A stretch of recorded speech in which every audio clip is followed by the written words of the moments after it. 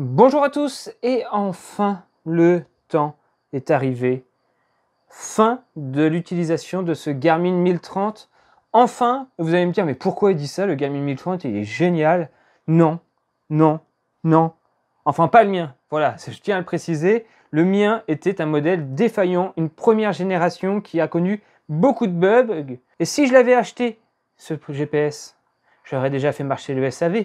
Mais le problème, ce GPS, on me l'a donné. Une entreprise me l'avait donné, ce qui fait que je n'avais pas de facture et je n'ai pas pu utiliser le SAV. Résultat, je me suis coltiné ce 1030 qui a fait que bugger de plus en plus. Un écran qui devient bleu de plus en plus, qui frise de plus en plus, qui ne se connecte même plus à l'ordinateur de plus en plus. Bref, un Garmin 1030 buggé que je vais donc quitter pour vous présenter un nouvel appareil. Ce nouvel appareil, vous avez vu le titre, donc vous savez lequel que c'est. Donc on va le découvrir. Et moi, je dis adieu Garmin 1030. Oh non, quand même pas, il méritait pas ça.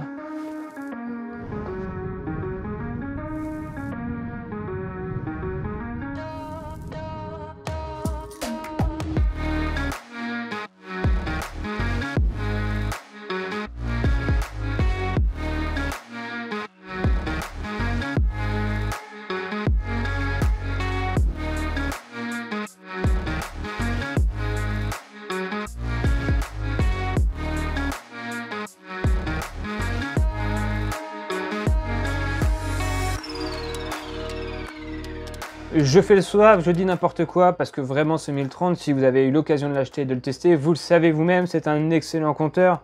Le SAV répond normalement pour changer les pièces défectueuses si c'est le cas.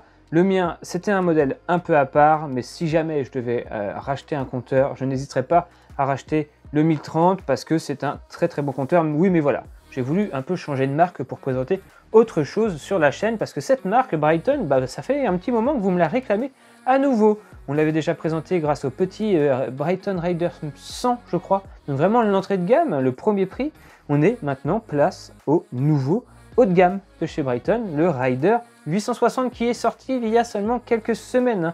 Il arrive seulement en boutique à l'instant et donc j'ai la chance de pouvoir vous le présenter et ça c'est vraiment cool. C'est le renouveau, un nouveau design. Ils ont un peu changé là avec leur forme rectangle, avec leur coin en biseau. Voilà, ils se font une nouvelle identité, Brighton, une identité qui est, ma foi, plutôt sympa. Ça, on va pouvoir le découvrir en le déballant.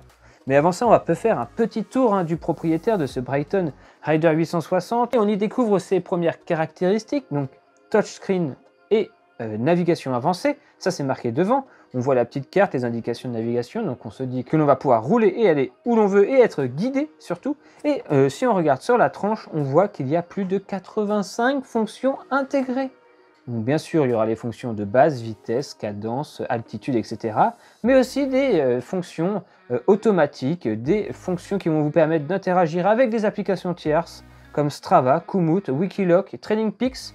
On voit qu'il est en plus Bluetooth, Wi-Fi pour pouvoir le mettre à jour et qu'il possède pour sa navigation le système OSM, donc Open Source Map, qui est totalement gratuit. Vous allez pouvoir naviguer dans le monde entier en mode hors ligne grâce à ce GPS de façon totalement gratuite. Enfin, il faut quand même le payer, comptez 330 € si je ne dis pas de bêtises pour ce Brighton 860E.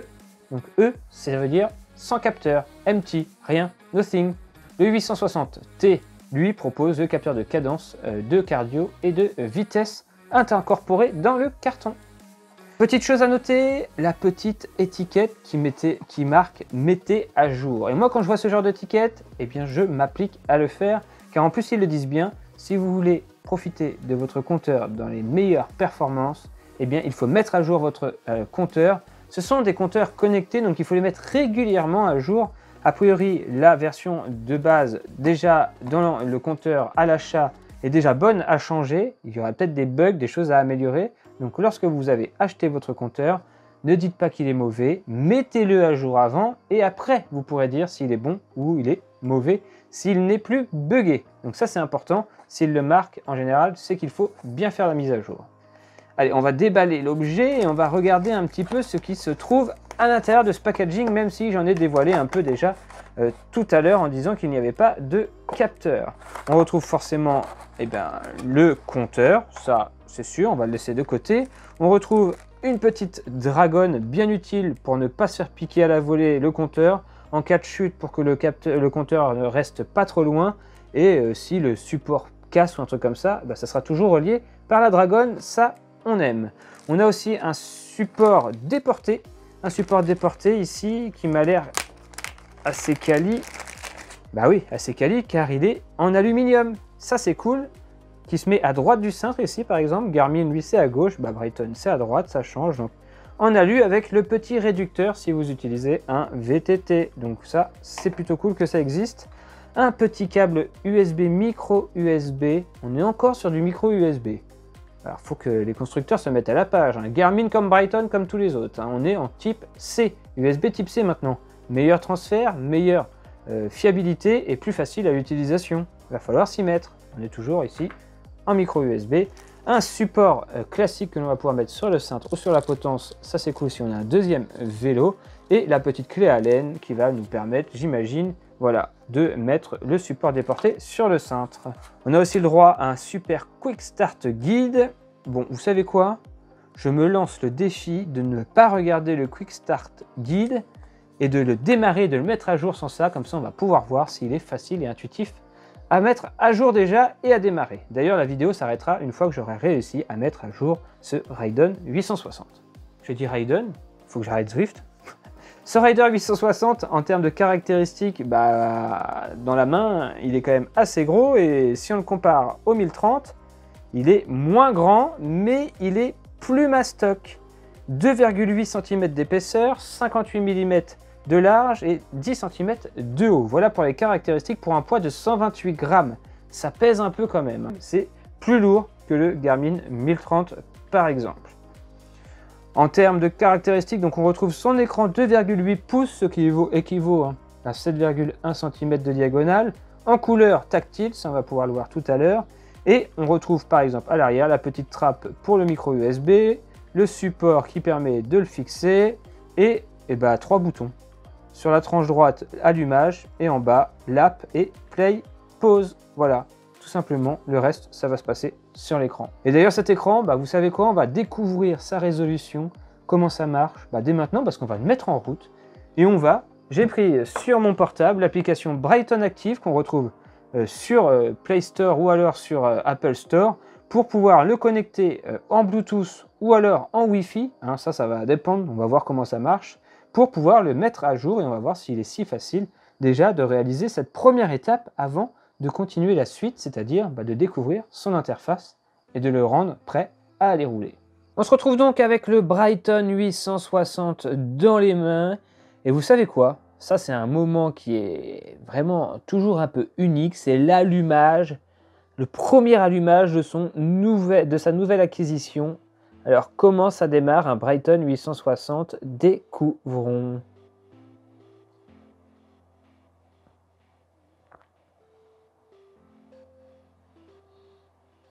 Alors est-ce que ça démarre vite?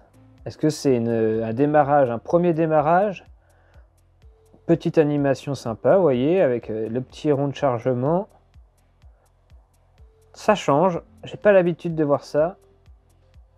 C'est du Brighton. Démarrage d'Android en cours. Bon voilà, on sait déjà sous quel système fonctionne ce compteur, sous Android. Donc ici, premier allumage, on sélectionne sa langue, le français. L'écran a l'air de bien réagir, c'est déjà bien. Les unités kilomètres et kilos. Voilà, l'appli active, elle est téléchargée, mais je ne suis pas connecté. Vous pouvez télécharger des cartes, des parcours planifiés, des activités avec connexion WLAN pour télécharger des plates, des cartes. Hein. Ok, les parcours planifiés peuvent être téléchargés en allant sur itinéraire. Les activités seront automatiquement téléchargées lors de la connexion à la Wi-Fi. Ok, d'accord. D'accord. Voilà, on atterrit sur la page de démarrage. Et écoutez, je vais essayer, rien que pour vous, d'augmenter la luminosité. Je n'ai pas la question. Voilà, moi je veux luminosité à fond. Voilà. Donc on se retrouve sur la page de démarrage de ce Brighton 860 après un très court tutoriel qui m'a pas vraiment expliqué grand chose, mis à part finalement que il fallait que je télécharge l'application Brighton Active sur le mobile, c'est ce que j'ai fait. Mais moi, ce qui m'intéresse, c'est de mettre à jour ce fameux compteur avant de pouvoir passer à la prochaine vidéo. Et déjà, on va essayer de démarrer la Wi-Fi. Voilà, ça recherche la Wi-Fi, ça capte mes Wi-Fi. On rentre dans la Wi-Fi que je veux et on rentre le mot de passe. Voilà. Et là, ça va, c'est intelligent, ça met le smartphone dans le bon sens. Enfin, le smartphone, vous voyez, j'ai l'impression d'avoir un smartphone dans les mains. Ça met le compteur dans le bon sens pour pouvoir taper le mot de passe sans aucun problème. Ça devrait se connecter, ce qui est chose faite. Connexion rapide, ça c'est cool. Et on va donc maintenant aller dans mise à jour logiciel. Vérifier la mise à jour. Et là, normalement, on devrait avoir une mise à jour qui devrait être proposée, car il nous le disait, sur télécharger. On ne sait même pas quelle version de mise à jour on télécharge, mais ça télécharge. Ça télécharge même plutôt vite.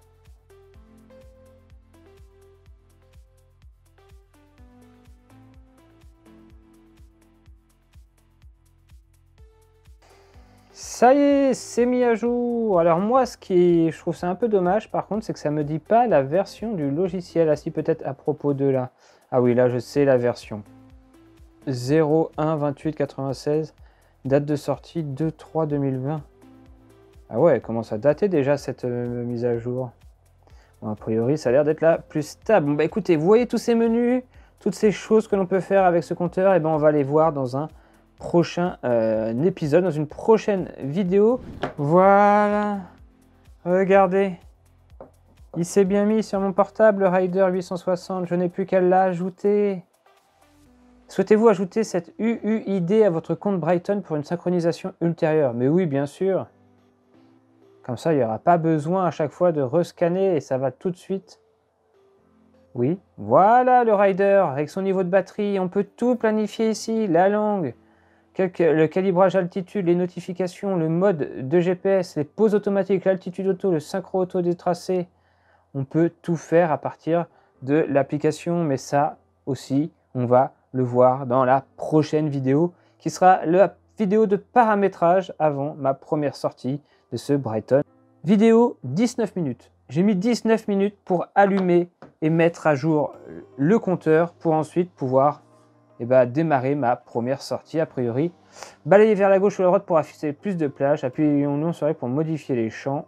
Voilà, vous voyez, là ça va essayer de capter les GPS, mais je ne sais pas si ça va marcher. Mais voilà, on est prêt à démarrer au bout de 20 minutes. Comptez 20 minutes, allumage, mise à jour, pour être sûr de pouvoir rouler avec votre Brighton 860. Et voilà, on peut alors balayer les différentes pages. Bon, ça doit être la carte, mais vu que ça m'a pas capté, voilà, ils savent pas où je suis. Là, je suis dans le golfe de je sais pas quoi, en pleine mer, parce que ça ne m'a pas encore repéré. L'altitude. Et voilà. Ah, par contre, c'est dommage. Ça ne revient pas de façon infinie. Ça fait pas une boucle infinie. Et là, vous voyez qu'entre le chargement de différentes pages, déjà, on voit qu'il y a un petit temps de latence. Bon, écoutez, tout ça, on va s'en rendre compte dans la prochaine vidéo et surtout sur la route, dans la vraie vidéo d'essai. Bon, voilà, on a commencé, il faisait jour, on finit, il fait nuit, et pourtant, il ne s'est passé que 20 minutes entre l'allumage, la mise à jour et le fait qu'il soit prêt pour aller rouler. Si on se tient à ce qui a marqué sur la boîte, il fallait le mettre à jour avant d'aller rouler pour profiter de ses meilleures performances. Donc là, on a le Brighton 860 dans ses meilleures performances. Et bien, vous savez quoi, ça, on va pouvoir le découvrir dans une deuxième vidéo où je ferai le tour des menus complets pour aller vérifier de quoi il est capable, qu'est-ce qu'on va pouvoir faire avec, qu'est-ce qu'on va pouvoir afficher. Il va peut-être falloir télécharger la carte en français, la carte de France, pardon, avant d'aller rouler. Et on ira mettre notre premier GPX, notre première trace à l'intérieur pour aller la suivre dans une troisième vidéo. Donc ma première sortie avec le Brighton 860. Donc voilà, début de ma série Brighton 860E avec ce déballage et mise en route du compteur. J'espère que cette vidéo vous a plu. N'hésitez pas à me dire ce que vous pensez de ce petit Brighton. Est-ce que ça vous semble correct? où je vous ai dit à peu près tout ce qu'il était capable de faire dans cette vidéo, ses caractéristiques principales, donc dites-moi dans les commentaires ce que vous en pensez. Allez, nous on se dit à très vite pour une prochaine vidéo. D'ici là, comme toujours, portez-vous bien. Ciao tout le monde.